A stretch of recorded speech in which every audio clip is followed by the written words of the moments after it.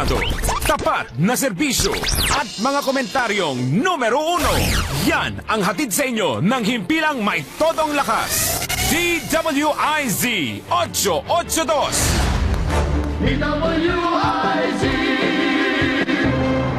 Ikaw ba'y bilanggo ng sarili mong nakaraan?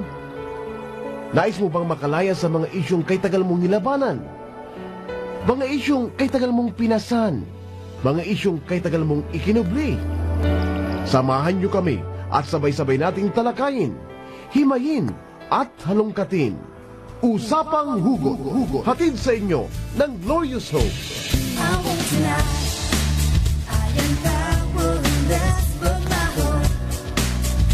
Ayan, isang magandang at mapagpalang gabi po sa inyong lahat. Sa ating mga tagapakinig, kayo po ay nasa Usapang Hugot dito sa DWIZ 882 AM. Ako po ang inyong lingkod, si Coach Hill. At kasama po natin ngayon ang aking magandang partner, si Coach Irene. Coach Irene? Oo naman, tagal na nating magkasama. Walang sinabi yung description na yun, ha? Oh yeah, given yan. Given ba? Hindi Given na kailangan sabihin. Okay. Oo. Ako si Coach Irene at good evening sa lahat ng mga nakikinig sa Usapang Hugot ngayong gabi. At alam niyo po, every week sa ating ginagawa na ito, nawa po kami ay nakakapagbigay ng kaalaman o awareness sa mga tagapakinig natin. At ngayon po sa linggong ito, sa araw na to, napakaganda po ng ating topic. Ito ay, sabi nga natin, ito ay nangyayari, makatotohanan, ito yung nasa realidad. Ano ba to? Ito yung, ang title ng ating program ngayon ay Rape. Wow. Diba? Great. So, medyo malalim po ito at sa iba maselan. Ito po ay minsan ay hindi na pag-uusapan. Pero pag-uusapan po natin dito. Ano yung layunin natin dito sa pag-uusapan natin? Kasi nga po ito ay maselan. Okay, maselan. So, may guest po tayo. May guest po tayo. At pagka, di ba, Coach Irene, di ba pag pinag-usapan ng rape, ano kagad ang unang pumapasok? Di ba? Babaeng rape? Babae yung na-rape o kaya yun ang kadalasan.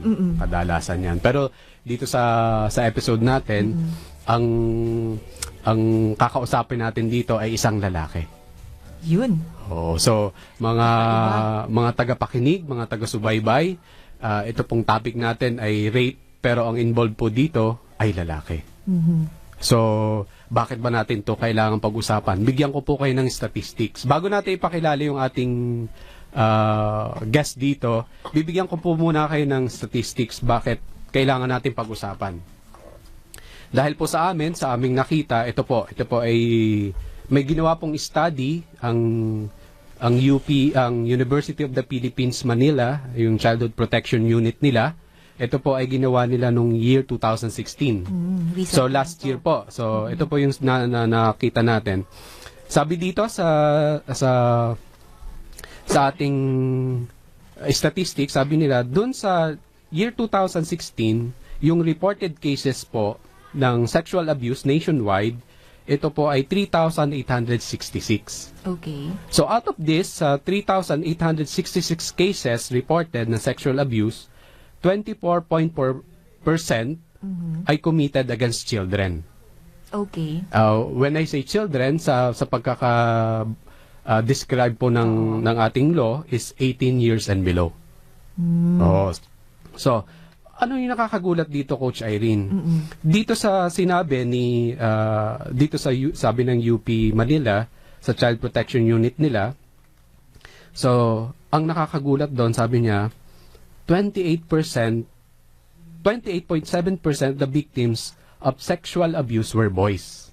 Dun sa 3,000 na yun, Oo. 28%. Oo, so, pero 20% doon, 20.1% were girls.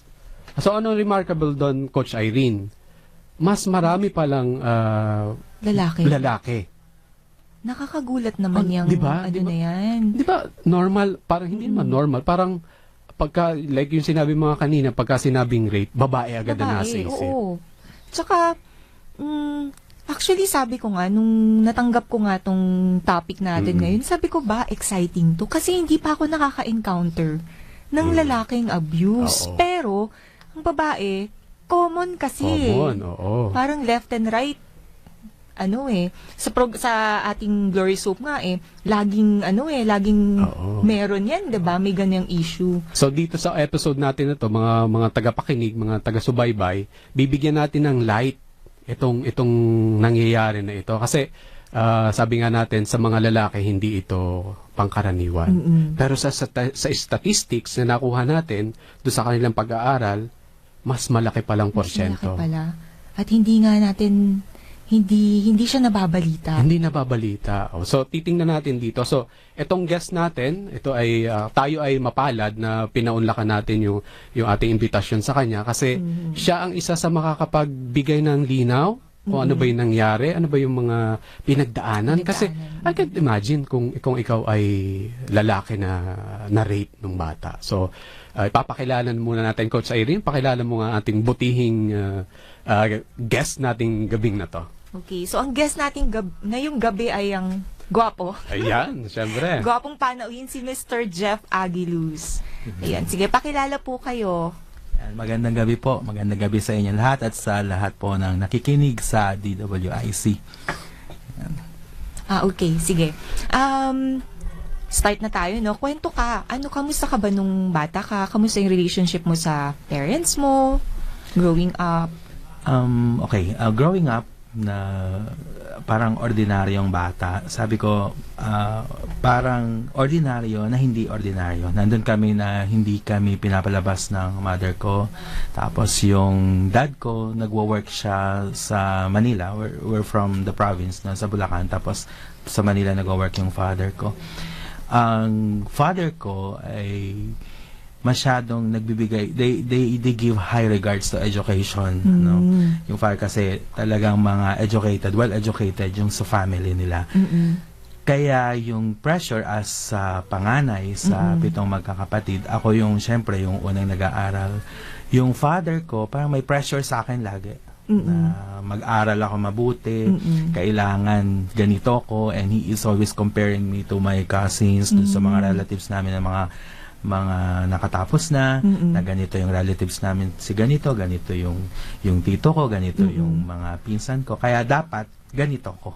Parang gusto niya talaga na I will always be on top of my class pagka yung gusto niya lagi na gawin ko, pagbutihin ko yung pag-aaral. Kaya lang dahil doon sa pressure na yon, kapag nag-aaral ako, yung ginagawa ko naman yung best. Kasi mahirap na gawin yung best tapos may pressure. So, parang gusto niya ganito. Meron siyang pamantayan, may standard siya na kailangan ganito yung grades mo, ganito matataas yung grades mo. So, ako pinipilit ko na maging mataas yung grades ko. Kailangan ganito ako sa klase. Kaya Naaabot mo naman. may mga times hindi nga kasi na parang sa pressure, pero most of the time naman parang sa tingin ko okay na, parang naabot ko na tong gusto ng dad ko kasi piniplease ko nga siya, gusto niya ganito, matataas yung grades. Kapag ka medyo bumaba, may palo ako. Hindi pwedeng yung parang simple lang, tapos kailangan may papaluin ka na ng sinturon niya, or there comes a time merong yung disiplina niya ibaw pag pinalo niya kami, hindi lang yung takot ako dun sa sinturon niya kasi 6-7 years old masisinturon ka. Pagka hindi sinturon yung parang kahoy na kahit ano yung madampot niya na ano. Pero papadapain ka naman niya, papadapain niya ako, tapos papaluin niya. Kaya pag namalo siya talagang yung masakit. Paano naman kapag nabibigay mo yung gusto niya, kunyari nahihit mo yung grade na gusto niya, paano naman siya? May reward ba siyang binibigay sa'yo? Nakikita ko masaya siya, pero hindi niya pinapakita sa akin na masaya siya. Parang kulang pa to.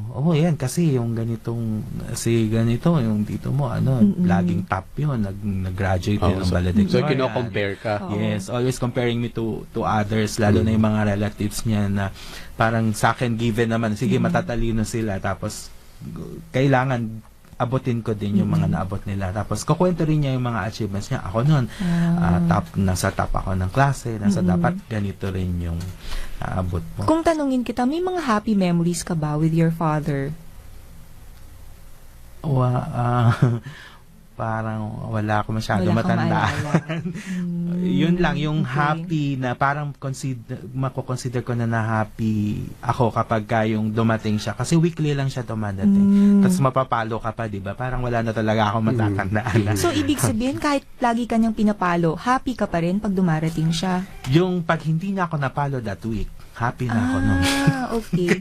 Parang normal Normal child. na yun.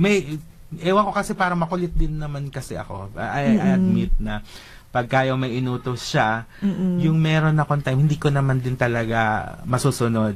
No? Yung meron lang siyang sandali lang po, ganito. Tapos pagbalik ko nun, pagka yung hindi ko nasunod yung inutos niya, pagbalik ko nun, palo na Palo yun na. ako. O dapa. Tapos sinturon na to. Paano naman si mama mo sa'yo? Pagka yung discipline ng dad ko, parang hindi siya nakikialam. Okay lang, bahala kayong magpaluan. Tapos, ang sisinan after, minsan pipigilan niya, tapos ang sisinan afterwards, sabi niya, pagka wala yung dad ko kakausap, ikaw kasi ba't ganito, susundin mo na lang yung daddy mo, ganito, kasi alam mo naman, pagod yun sa trabaho, minsan lang yun umuwi. Ganun lang yung sinasagot ng mom ko. Paano mo ilalarawan ng nanay mo bilang isang ina sa'yo? Nakita ko naman maasikaso siyang mother. Bago yung lahat na may nangyari sa kanila ni dad. Pero nakita ko yung he gave high respect to my father. Asikasuhin niya.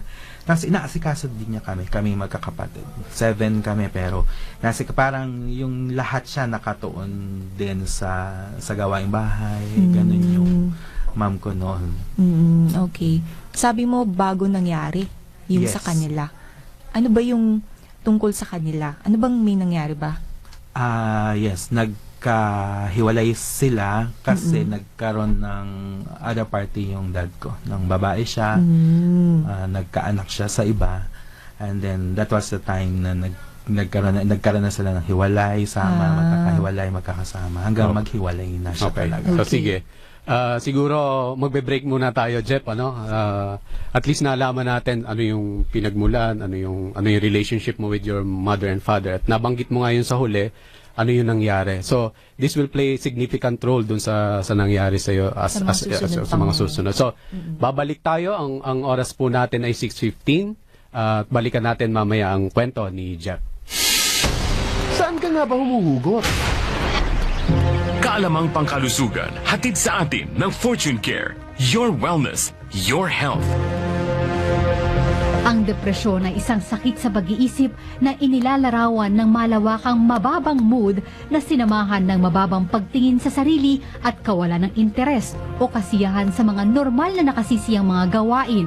Ang mga individual na may depresyon ay inaasahang may maikling buhay kumpara sa wala nito dahil sa pagiging marupok sa mga sakit at pagpapatiwakal. Ang depresyon sa mga kabataan ay posibleng magsimula dahil sa sobrang stress tulad ng mga problema sa paaralan, naaapi, pagkawala ng isang kaibigan, paghihiwalay ng mga magulang, pagkamatay ng alagang hayop o isang miyembro ng pamilya. Pwede rin naman na ang depresyon ay magsimula ng walang partikular na sanhi. Ano ba ang simptomas ng mga batang may depresyon? Ito ay madalas mairita, uminit ang ulo, madalas na maninigaw at nagrereklamo, padaskol-daskol ang pagkilos, naninira ng mga bagay na pambahay o laruan, nagsasabi ng mga bagay tulad ng I hate myself o I am stupid. Sinasaktan na ang kanyang sarili tulad ng pagkagat, paghampas o paghiwa sa sarili. Ang kaalamang pangkalusugan ay inihatid sa atin ng Fortune Care. Your wellness, your health. DWIZ. Hugot pa more!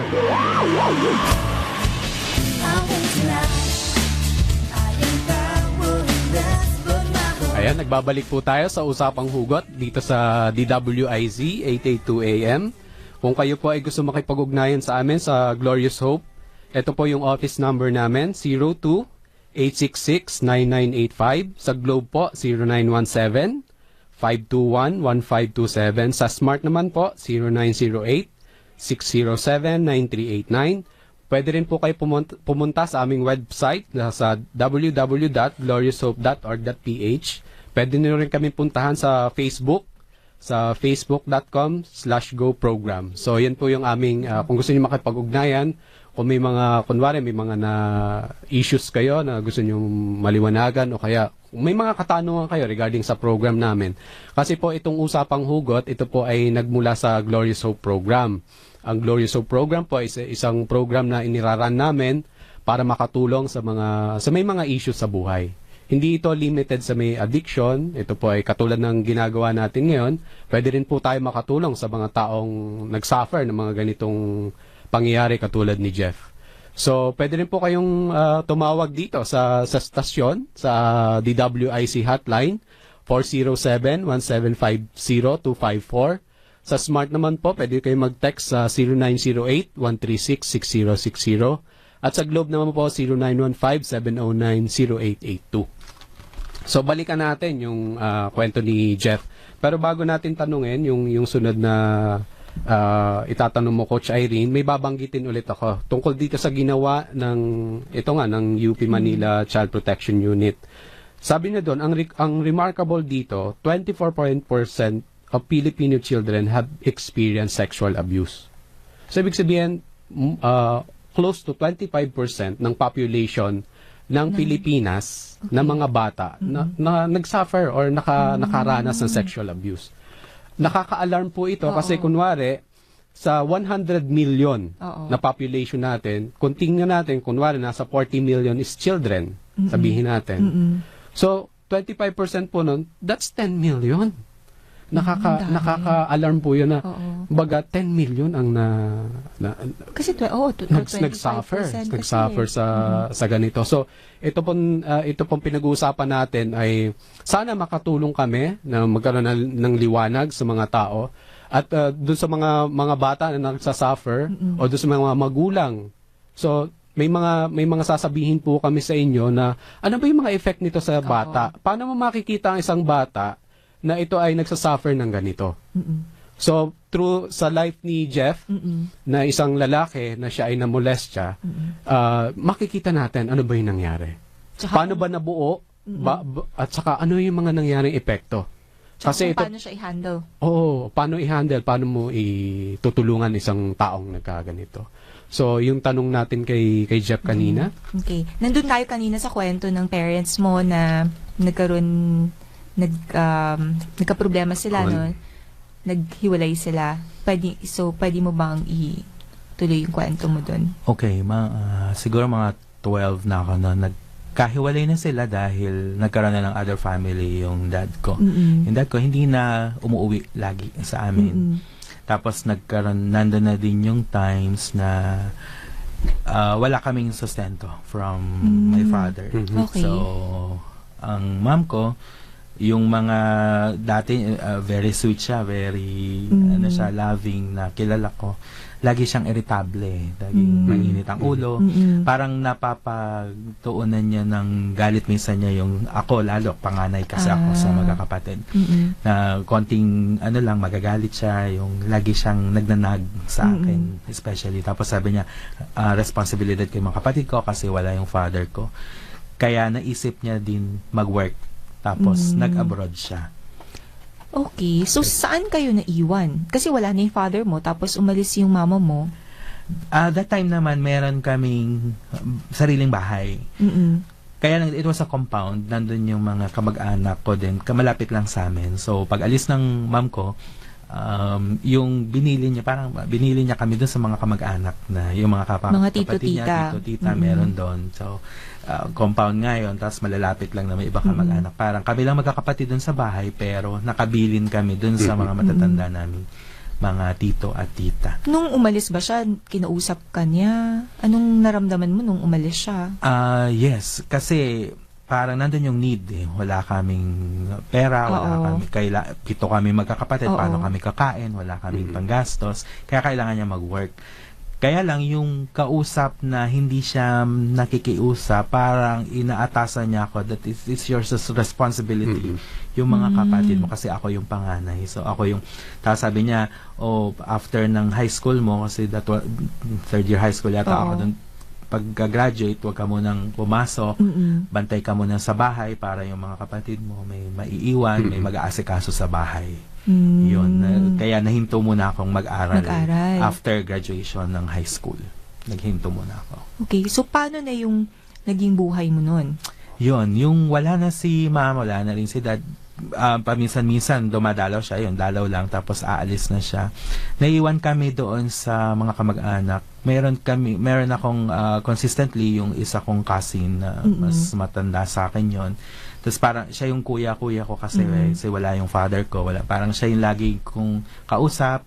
Sa kanya ako nagsasabi ng problema, ng sama ng loob. Ilang taon ka nito? Mga nasa 15 na ako. 15 years old, okay. Tapos? Ayun, tapos very caring naman siya sa amin. Eh si cousin mo ilang taon? Mga dati mga 18, 18, mga so- ano na siya, mga 20s, nasa 20s na. Ganun. Okay. So, mga 5 years ka nun, older. Yes, oo. Okay. Mm. Tapos tumitira na siya sa bahay. Minsan doon siya natutulog sa amin kasi wala kaming kasama. Para yun namang ibang relatives namin kasi sabi niya samahan kaming matulog. So okay lang naman sa akin. Doon sa kwarto, syempre, doon katabi ko siya natutulog. Yung Kayong dalawa lang? Yes, oo. Okay. Kasi may mga sarili-sarili namang kwarto dahil malaki naman din yung bahay. So mga kapatid ko may sarili-sarili silang kwarto. Pero siya, katabi ko siyang natutulog. Tapos kwentuhan kami. Tapos talagang nakuha niya yung loob ko din na maging kampante sa kanya.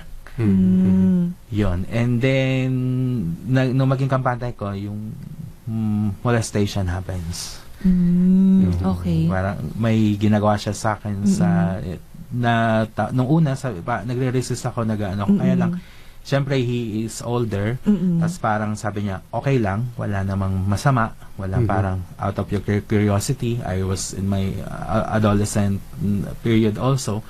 Sabi niya okay lang to, wala namang masama. Yun ang sabi niya sa'yo. Yes. The first time it happened, anong sabi mo sa kanya?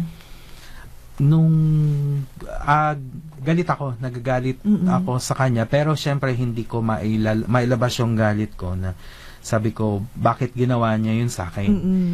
Kaya lang, sinasabi niya, okay lang yan, wala namang mawawala sa iyo. Wala namang mawawala sa atin. Tapos sa atin na lang yan kasi pag nalaman niya nila tito, nila tita, mas lalong malaking gulo yan. Gusto mo, mapauwi pa yung mami mo. Gusto mo, masumbong ka pa sa daddy mo. Gusto mo, ganun pa yung mangyari. So, he brainwashed yung hindi na ganito yon na parang sinasabi niya, normal lang yan. Everybody is doing it. Okay. So, ganun ang paliwanag niya sa akin. So, anong naisip mo na naniwala ka na okay nga lang yun? Naniniwala na hindi. Kaya lang, pagka ginagawa niya, wala kasi akong magawa. Tapos, parang hindi ko din alam kung ano yung gagawin ko kung magsusumbong ba ako. So, kanina, syempre, takot Kasi din nga, ako bine-brainwash magsumbong. ka na. Oo. Takot Ayokong ka, oo. makapagsumbong kasi hindi niya ako bibigyan ng chance na makapagsumbong. Okay. Tapos wala naman din akong makausap dahil busy rin naman yung mga, kumbaga siya lang talaga yung tumitingin sa amin. Kaya wala talaga akong pagsusumbungan na may ginagawa siya sa akin. Na parang dumating na lang yung point na parang normal na lang sa akin na ginagawa niya yun. Okay. The first, yung umpisa, no? Kasi, matagal ba itong nangyayari? Yung molestation? Yes, nung umpisa, yun, okay na. Tapos nung pangalawa, syempre nagre-resist ako. Ginagawa ko, nagtatago na ako dun sa kwarto. Naglalak ako nung kwarto. Yung sabi ko, doon ka na lang matulog. Yung ayoko siyang patulogin sa tabi ko. Tapos, syempre, walang magagawa nandun. Tapos, may force na yung mga sumusunod na ginagawa niya. Pipilitin na niya ako na gagawin yun. No? Gaano katagal nangyari itong... Several years kasi 15 Years. ako nag-start tapos wala yung mom ko nasa abroad. Siya yung tumitingin sa amin na napagkatiwalaan pa nga ng mom ko na titingin sa amin, gagalawin kami, parang good pa yung ano niya sa Tingin, oo. tingin sa kanyang mga relatives kasi Taking care of you. yes, oo. Ayun, tapos ginagawa niya yon pagka gusto niya. Yung, ganun. Kaya yung several years na, so 15, 16, 17, hanggang 18 siguro. Mga 18 ako noon, tatandaan ko. Na maraming beses na ginagawa niya. Paano nahinto? Anong nangyari? Nung nakabalik na akong mag-aral, tapos may nakapagkwentuhan ako na kaibigan ko. Sabi niya, hindi pwede yun. Mali yun. Tapos, noon niya yung time, kasi syempre, lumalaki na rin ako, 15, mga 18 na ako noon, tapos, parang, feeling ko mas malakas na din ako sa kanya. Kaya ko Pwede na na lumaban. lumaban. At the age of 18, parang lumalaban na ako sa kanya. Kaya lang, he kept on, pa rin, yung Pursuing pa rin. Yes, Oo. oo. Pero nung may panahon na alam na niya na kaya ko nang magsumbong at nagkakaroon na ako ng desisyon ko, na tatakot na rin ako para sa mga mas bata akong kapatid, baka may magawain din siya. Alam ko na kaya ko na siyang labanan. At sinabi ko sa kanya na ayaw ko na, tama na, kasi lalaban na talaga ako. Magsusumbong na ako kay ganito. Tinatakot ko na din siya. Yung pananakot niya sa akin, hindi na umuubra. Tinatakot ko na din siya. Kaya noon, parang nahinto na. Okay. Nahinto na. Nung 19 na ako kasi, nagkaroon ng problema din sa umalis kami doon sa lugar. Kami magkakapatid, lumipat kami ng ibang lugar. Ibang town. From this town sa ibang town. Lumipat kami, umupa kami ng bahay doon. Kahit may sarili kaming bahay, parang sa reason na kailangan namin lumipat dahil mas okay doon, na malapit naman doon sa isang kapatid ni ma'am ko, na gusto ko muna doon tumira. Pinayagan kami ni ma'am ko na lumipat ng lugar. Doon na start. Tigil. So, Okay. Sige. Siguro sa pagbabalik natin, i-discuss natin yung mga effect, no? At saka, ano bang, based on study ba, ano ba yung mga usual na effect nito sa mga taong nakaka-experience ng kasi abuse? Tama yan, Coach Irene, kasi oobserbahan po natin yung ating mga anak. Kasi may mga symptoms po o kaya may makikita po tayong mga manifestation sa bata kung ano yung nangyayari. Kung may nangyayaring ganito, are they sexually assaulted or molested? So, may mga studies po na lumabas. Okay, una dyan, yung bata, kunwari ang bata, yung anak nyo po ay masayahin. No, alam niyo masayahin, tapos biglang isang araw na lang biglang laging nasa sulok, nagkukulong, nalulungkot. Yung may drastic po na changes sa behavior, baka yan, isa yan. Hindi naman sa lahat, pero may mga ganun po. Okay? Or minsan naman nagiging overly aggressive ang bata. Yung konting nagagalit kasi minsan hindi siya parang hindi niya kayang labanan yung galit doon sa abuser. Anong nangyayari? Magmamanifest ito sa iba. So titingnan po natin yung mga symptoms sa mga anak natin.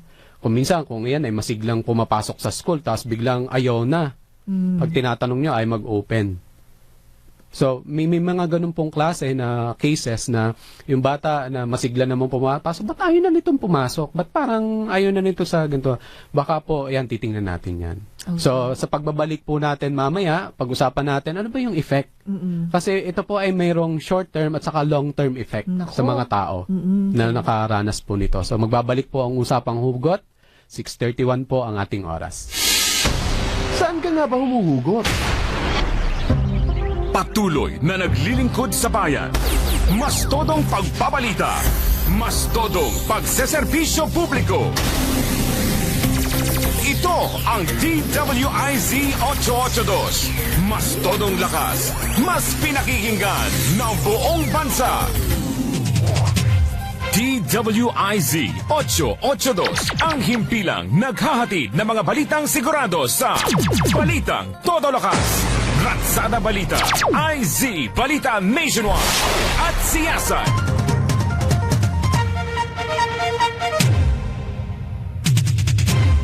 Solaire Resort and Casino proudly welcomes back on stage the original OPM diva, Miss Celeste Legaspi. The shantus that gave us hits like Mamang Sorbitero and Saranggola ni Pepe will take us on a sentimental journey along with special guests, the company, under the musical direction of Maestro Ryan Cayabia. Come and listen to the voice that moved hearts in the 70s.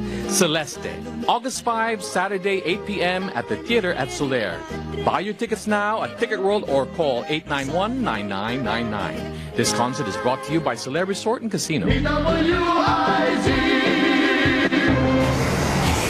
Hugot pa more.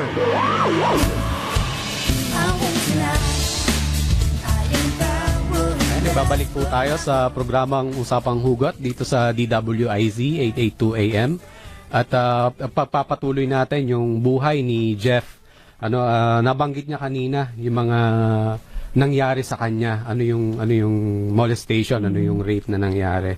Now, basahin ko ulit po itong mga pag-aaral sa mga bata na sexually abused. May mga, sabi nga dito, yung long-term effects, isa dito yung emotional difficulties such as anger, anxiety, sadness, or low self-esteem. Yung nabanggit ko kanina na parang yung mga bata na masayahin, biglang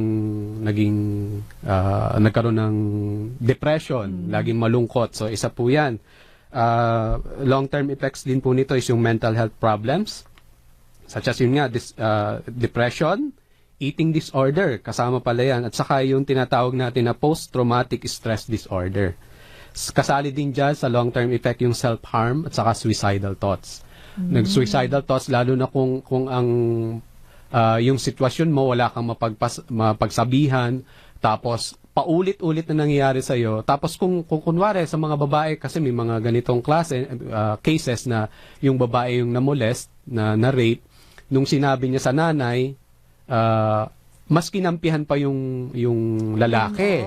So, saan pupunta yung bata na nanay niya nga supposedly? So nagkakaroon tuloy siya ng suicidal thoughts. Kasi wala na siya mapuntahan eh. Okay. Ano pa yung mga nagiging problema in the long term? Siya po ay napaka-prone sa problems with drugs and alcohol. Why? Kasi ang tingin nila, parang baliwala na lang yung buhay ko eh. Kasi parang madumi na, parang ganon. Nagkakaroon din sila ng disturbing thoughts, emotions, and memories that cause distress or confusion. Buti nga dito sa case ni Jeff, mamaya alamin natin. Kasi dito sa binigay kong statistics kanina sa pag-aaral ng UP Manila Child Protection Unit, nakakagulat po na mas marami nga ang lalaking namomolest kaysa babae. Ano po yung sinasabi nito sa ating community o sa ating bansa? Ibig sabihin, sa mga bata po na lalaki, hindi naman sa lahat pero karamitan po dito sa sexually molested, ang abuser or perpetrator is homosexual. Okay, ibig sabihin, hindi natin nilalahat pero karamihan. Like itong sa case ni Jeff. So, ibig sabihin, kaya hindi naman sa lahat din ang sinasabi ko, pero may mga tendencies na pagka ang isang lalaki ay namolest, ang tingin niya sa sarili niya is madumi na. Nako-confuse ngayon yung bata na ano ba yun? Ano ba yung yung distorted? Sexuality niya. Yan. Nagkakaroon na sa relationship kasi nga lalaki yung nagano sa kanya. May tendency maging homosexual din siya. Din. So, yung mga ganong klase po. So, titingnan po natin yung ating mga anak. So, kasi may mga long-term effect ito. So, ang lagi natin sinasabi is, maging open din tayo sa kanila. So, puntahan natin. Ano ba yung naging effect kay Jeff? Kasi ito'y totoong buhay ni Jeff. So, tanungin natin yung effect. So, ano nga ba yung mga naging effect, no? Kanina yung nabanggit. Actually, yun nga yung alam ko na minsan kapag na-abuse ang lalaki, minsan nagkakaroon nga sila ng tendency na maging homosexual. Sa'yo ba, sa case mo, nagkaroon ka ba ng ganong parang struggle? Okay, at first, nag-doubt ako eh. Sabi ko, parang sabi niya, everybody is doing it. Parang okay lang to have sex with anyone. Yun yung na okay lang kahit lalaki o babae, okay lang sa akin. So yun yung parang na-i-inject sa mind ko na parang I am doubting ano ba talaga yung gusto ko, yung magiging gusto ko. Nung nagkakaroon ka nung sabi mo okay lang na gawin sa lalaki or sa babae, wala kang na-experience na parang attraction sa lalaki? Wala naman. Wala. So more on sa lang, isip lang na normal na yun. Okay lang na pwede gawin. sa... Pero yung attraction, wala naman. Parang okay lang, sex lang naman. So ito yung sinasabi natin na distort na yung view niya doon sa relationship, sa at saka doon sa sexuality. So paano ka nag-decide? Nung nag-iisip ka, okay lang naman pala. Ano yung naisip mo na rin? sa katagalan? Nung sa katagalan nun, siyempre nag-aaral na din ako, tapos natuturuan, tapos napunta na rin ako sa church. Natulungan na rin ako na mag-isip na ito yung tama, na hindi, na mali yung iniisip ko na ganon, na hindi rin naman nangyari na wala na rin akong naging experience to others. Bukod lang yun. Hindi ko nagawa kasi nagkaroon ako ng trauma na oo nga, okay lang gawin itong sex to other people, pero natatakot ako. Kasi parang the way it should be, parang hindi ganun. Parang hindi naman okay sa naranasan ko. Ganun yung iniisip ko. Okay. So pagdating naman dun sa di ba yan yung isang aspeto na yung nagkaroon ka ng parang confusion. Okay. Pero paano pa naka-apekto to sa buhay mo? May mga naging effects. Yun. Nung mga panahon na yun, kasi wala naman akong nakakausap. Ayoko din naman sabihin sa mga kapatid ko, mas bata sila sa akin. Ayoko rin kasabihin sa mga kamag-anak ko. Nagkaroon ako ng mga barkada na and we were often drunk. Talagang inom kami, ganun. Parang mas nagustuhan ko na lang yon na escape. Na syempre ginagawa naman to sa akin nung cousin ko. Okay lang naman. I go out, I drank with them hanggat hindi kami yung talagang langong-langong sa alak. Ano lang, tapos after nun uuwi ako, parang minsan naisip ko gusto ko wag na akong gumising. Tapos pagka mayroong mga dull moments or yung nag-iisip ako, yun din siya, tinuruan din ako yung sa pornography, no? That time wala namang internet, pero merong mga videos ng mga Betamax, yun yung uso ng panahon namin. VHS, Betamax, doon kami pinanonood na din ako noon ng mga pornography movies, o yung mga barkada, tapos yun, kaya doon nagsimula, yun yung escape ko na lang. Tapos pag matutulog ka, parang walang peace. Parang gusto ko na lang, wag na lang magising. I didn't think of suicide or killing myself, pero takot din naman ako, pero ayoko magising. Kaya din ako umiinom. Talagang parang gusto ko yung malasing na wala na ako maisip, parang hindi na ako gigising. Yun, parang gusto ko, parang feeling ko naman, inom ako ng inom, pero hindi ako nalalasing. Parang sabi nila, ang hirap mong lasing. Parang ang dami-dami mo nang naiinom. Parang ganun ako kahit. So, parang ito ginagawa mo para makalimutan yon? Yes. Okay. Gusto kong gawin yon kasi para makalimutan ko yung nangyayari sa akin. Ganun yung naging effect sa akin. Tapos yun pagka nakainom na, tapos nagagalit na ako, nagkakaroon ako ng depression, nagagalit na ako sa daddy ko, sa mom ko, kasi trigger na. Nagagalit ako kasi dapat hindi ko ginagawa to parang ako yung obligado sa lahat, sa gawaing bahay, sa pag-aalaga sa mga kapatid ko. Nagagalit din ako sa mom ko kasi umalis pa siya, parang ang bata-bata ko pa, dapat nag-aaral lang ako, pero ito yung trabaho ko. Diba, alagaan lahat ng to. Parang minsan may time pa nga na parang napapagbuntunan ko yata ng galit yung sumunod sa akin lalo yung lalaki din dyan. Parang nakikipag-away na siya sa akin. Inaaway ko na din siya. Parang may mga ganon kami. May mga ganon tendency. Tapos yun, na lagi lang ako nagagalit. Tapos naging yung sa iba, tahimik ako, pero parang yung galit ko nasa loob ko na parang gusto kong magalit sa lahat ng kaharap ko. Especially pag nakikita ko yung cousin ko na yun. Galit na galit ako sa kanya na hanggang parang naka-apekto na yung sa utak ko na parang gusto ko ba siyang patayin o may mga ganun naman akong naiisip na noon. Pero paano mo hinandle yung galit mo? Wala lang. After naman, pag nalasing ka na, tapos nakatulog ka, hindi mo naman kasi magagawa kasi lasing ka. Tapos pag naisip, pag bumalik na ako dun sa senses, ito lang, pinagagawa kasi ito ng mami ko, pinagagawa ito ng daddy ko, balik na ako dun sa normal na ginagawa ko. Nung nangyari yung, di ba, 15 years old ka nung nangyari yung pang-aabuso, sa loob ng, sabi mo, mga 3 years yun, di ba? Hanggang 18 years old ka. Sa loob ba ng 3 taon na yun, hindi ba umuwi ang nanay mo? Hindi mo ba nakita ang tatay mo? Hindi ka ba nagkaroon ng pagkakataon para masabi sa kanila yung nangyari sa'yo? Yung dad ko, umuwi siya paminsan-minsan, pero walang chance na masabi ko sa kanya. Kasi sandaling-sandali lang siya pupunta sa amin. Dadalawin lang. Parang gusto ko na lang i-enjoy yung time na Nandun yung siya. mga kapatid nandun siya. Tapos, hindi ko na siya sinasabihan ng problema. Yung mom ko naman, mula nung umalis siya nun, hindi siya umuwi. Hanggang ngayon, hindi siya umuwi pa ng Pilipinas. So wala kang contact sa kanya? Meron, nagpunta na lang kami sa kanya. Nagpunta kami sa States sa kanya. Pero si ma'am, hindi na siya umuwi sa Pilipinas. Ngayon pa lang siguro, first time pa lang sa January, uuwi siya.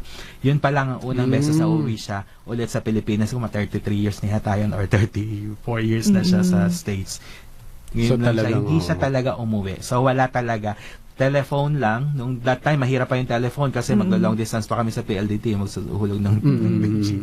Wala pang internet, walang bago lang yung sa cellphone. Noon kailan, matagal bago kami nagkaroon yung communication talaga na nakakausap May ko siya. ano pang effect sa behavior mo out of this nangyari na nakita mong parang Tahimik lang ako Tahimik. Nakatahimik lang ako. naging antisocial ka ba? Yes. Okay.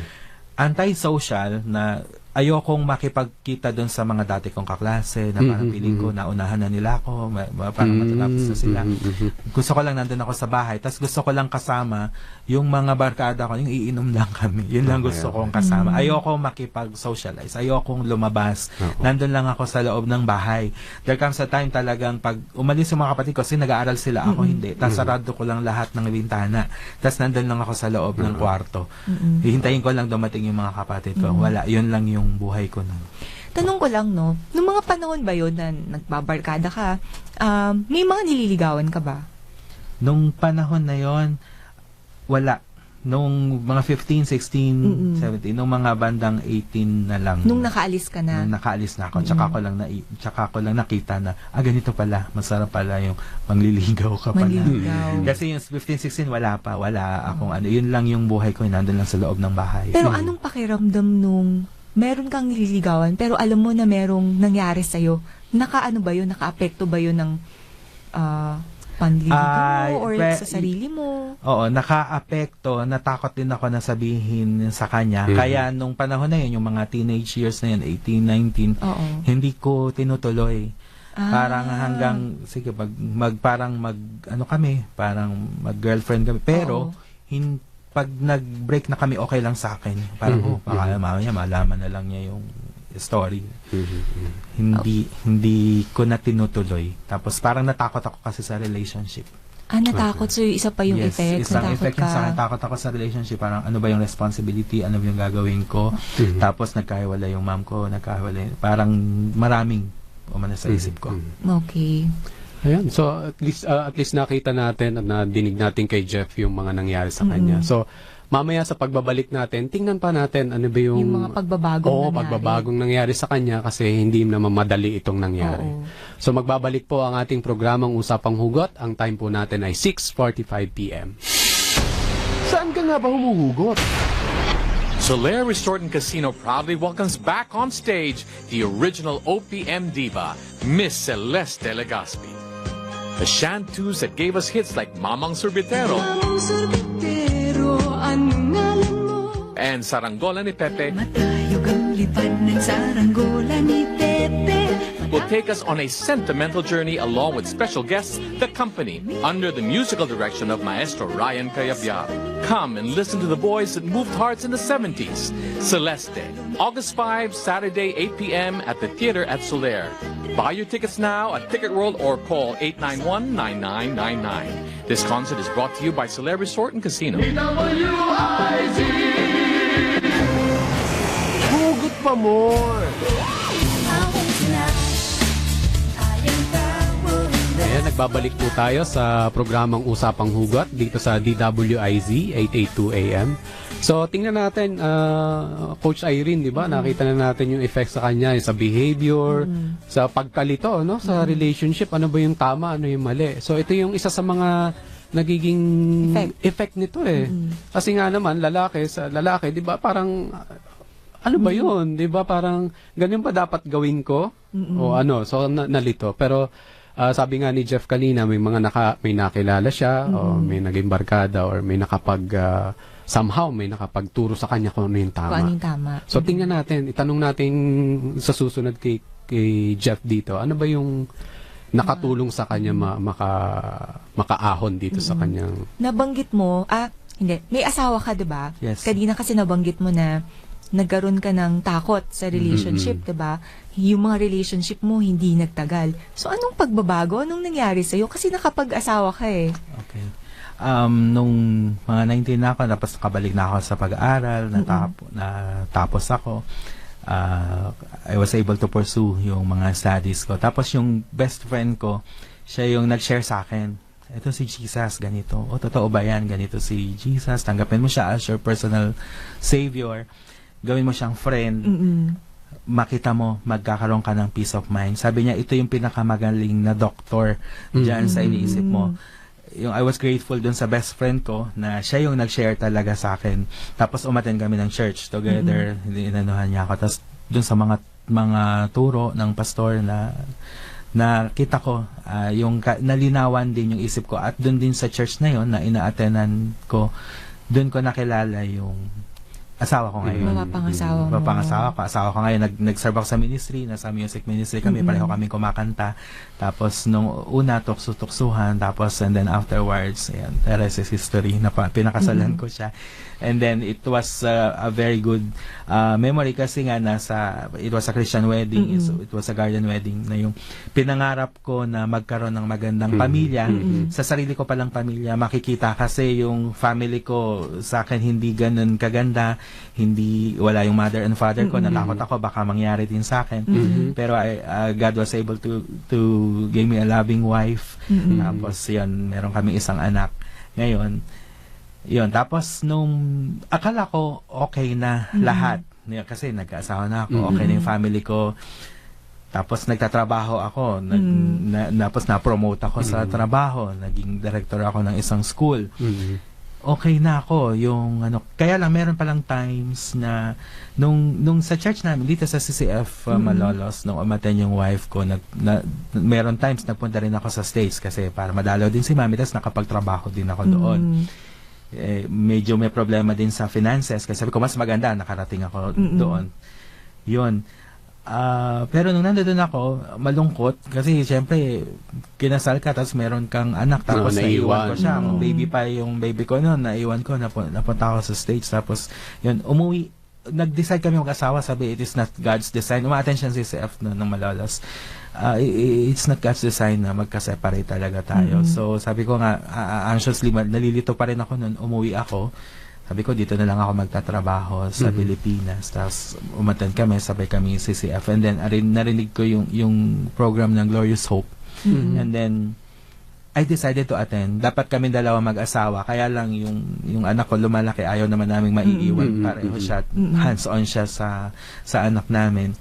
Ako lang yung umattend. And then, I discovered doon sa program na akala ko okay na ako pala. Nung una nga sabi ko, ano ba yan? Siyempre, mataas na nga pinag-aralan ko, nag-masters na nga ako. Tapos ano lang to, binasa ko yung program. Sabi ko, parang hindi naman to applicable sa akin. Noon ko lang pala na-realize tapos natanggap na naramdaman na galit pa rin pala ako. May galit pala ako sa heart ko na akala ko wala na. Kasi I was able to forgive them nung kinasal ako, okay naman na ako. Yung pala may galit pa pala sa heart ko. Yun, galit ako sa daddy ko, galit ako sa mami ko. Ba't ganun? Pero meron ng pagsisisi. Bakit nga ba ako nagagalit sa kanya? Kasi parang nabalikan ko yung mga nakaraan o dapat hindi lang ganito yung buhay ko. Dapat mas maganda kung hindi sila nagkaganon. Pero nung nandun na, I ran the program nung Glorious Hope. Tapos dun sa middle, meron nga moral inventory. Nakita ko na dapat pala ganito. Tapos I was able to forgive talaga yung mom and dad ko. Nag-uusap na kami, okay naman kami. Kaya lang meron pa palang kirot sa heart. Meron pa palang naiiwan na galit dun sa kanila. And then with that, during the program, meron dun na yung you have to make amends dun sa mga tao na yun.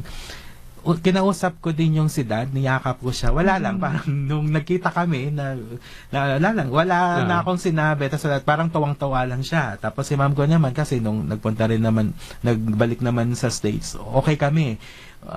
Tapos yung parang napag-usapan na, oh ma'am, I love you. Yung sweet na kami mag-usap, parang walang nangyari. Tapos dun sa cousin ko, the time na namatay yung nanay niya na kapatid ni ma'am ko. That's why he's my cousin, di ba?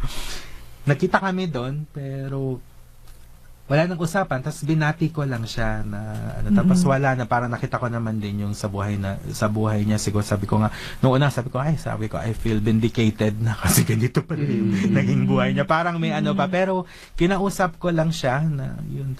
Tapos yung parang nag-usap lang kami na parang bilang magpinsan okay na kami. Pero anong naramdaman mo nun nung matagal kayong di nagkita, 'di ba? Tapos nun lang ba kayo ulit nagkita? Noon lang. Oo. Noon lang kami nakita. Anong mga naisip sa naramdaman? Mabuti na naka-attend ako ng run ng Glorious Hope. Kasi kung hindi, babalik pala yung mga galit ko pa din sa kanya na ganito pala yung ginawa niya. Ang ano ko na lang na, yung parang wala na. Parang nirelease ko hindi yung yung nirelease ko yung sarili ko doon sa galit na nararamdaman ko sa kanya. Paano nirelease? Na I asked the Lord, I prayed. Sabi ko, Lord, tanggalin mo na yung galit ko sa puso kasi gusto ko siyang patawarin. Kaya hindi ko siya kayang patawarin kung nararamdaman ko pa rin. Nagalit ako sa kanya. Nung mga panahon nagkita kayo? Yes. Sabi ko, pag nakausap ko na siya, na parang, nung kinausap ko siya, parang kamustahan lang, parang wala akong naramdaman na galit na sa kanya. So, yes, parang naawa pa nga ako, pero wala nang naramdaman na galit. Tsaka, siguro naman hindi nagagawin ito sa akin. Mas malaki ka na. Oo, tama. Nawala. Talagang na-release ako doon sa mga, ang haba pala ng panahon na, imagine I'm 45, tapos hanggang nararamdaman ko rin yung may galit pa pala ako sa heart. Tapos may bitterness pa ako. Lagi ko kasi dapat ganyan kami, dapat ganito kami. Yung mga dapat. Hanggang sabi ko, hindi dapat. Yun siguro yung talagang nakatakdang mangyari para din makilala ko si Lord, makilala ko si God sa buhay ko. So, nakatulong sa iyo yung Glory Soap program. Yes. At ngayon, di ba ngayon, isa ka na ring life coach sa Glory Soap program at ginagamit mo na itong...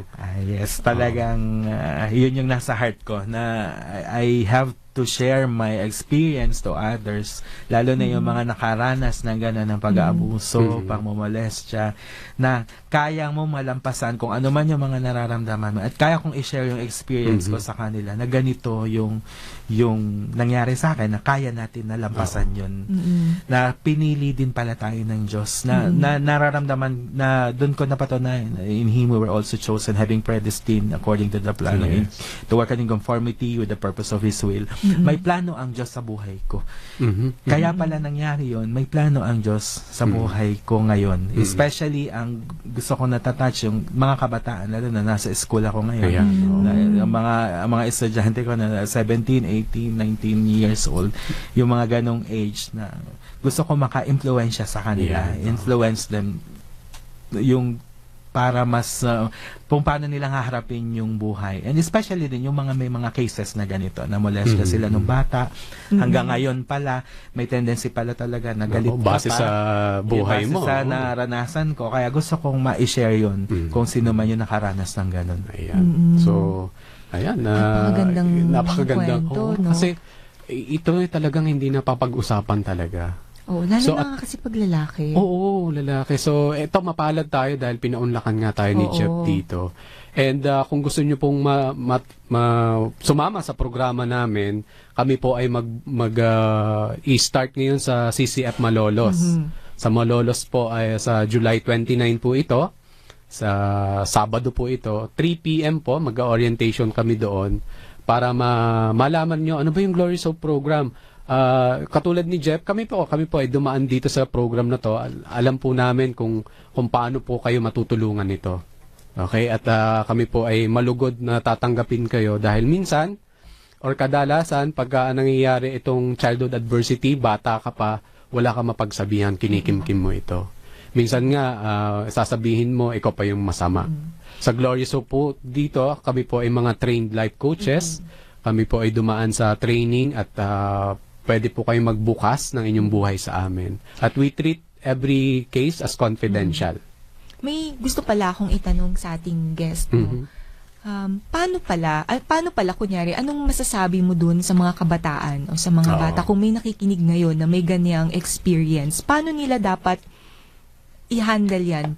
Kanino sila dapat magsumbong? Paano gagawin nila? Unang-una, mas maganda na may mapagsabihan ka, the person you trusted most. Minsan ito ay dapat sa magulang, sa tatay o sa nanay. Kaya lang minsan parang pag hindi makikinig yung nanay o tatay, there are always people whom you can trust. Minsan yung teacher mo, minsan yung kaibigan mo, para matulungan ka. Wag mo lang siyang kimkimin, kasi mas makakaapekto sa'yo ng malaki yan in the future. Mas maganda na may mapagsabihan ka, unang-una dun sa person na you could trust. Tapos pangalawa, may mga programa talaga ng recovery kagaya nitong Glorious Hope, po pwede silang pumunta or meron tayong mga agencies na pwede silang i-channel doon. Ang mahalaga, wag nilang kikimkimin, wag nilang sarilinin, kasi sila ang magiging apektado, magkakaroon ng hindi magandang consequences at the end kapag kakinimkim mo lang at wala kang pinagsabihan nito. Ayan. So maraming salamat, Jeff. At dun po, kung kunwari, pwede rin kayo, sabi nga ni Jeff dito, maraming authorities na pwede tayong pagsumbungan. Unang-una dyan, sa barangay. Okay, kung talagang nangyayari talaga. So, sumbong kayo sa barangay captain nyo. O kaya sa police. So, kung may mga gusto nyo po malaman sa child protection, punta po kayo sa DSWD website. Meron po sila mga child protection program. Sa DOJ din po, meron sila. So, marami pong ahensya ng gobyerno na pwedeng tumulong. Kung kayo ay nalilito, kung kayo ay natatakot, poprotektahan po kayo. Kasi sa atin, ang pinaka vulnerable sa ating community ay ang mga bata. So tutulungan po natin ang mga bata mga anak natin. So ayan, so maraming salamat. Tayo ay magtatapos na, Coach Irene. Jeff, meron ka bang babatiin?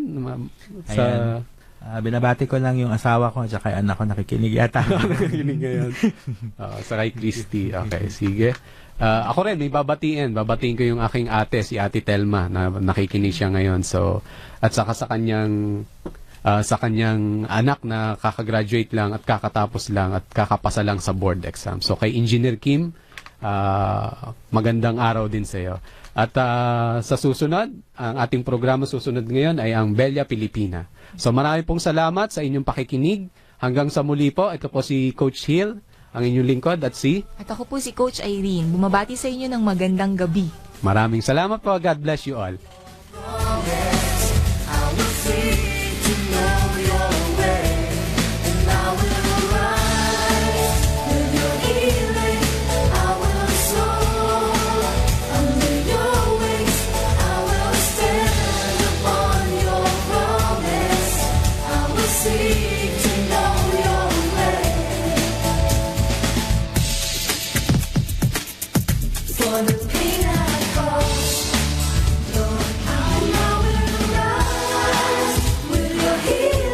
Sumainyo ang makabuluhang talakayan sa Usapang Hugot hanggang sa susunod na linggo dito lamang sa Usapang Hugot sa DWIZ.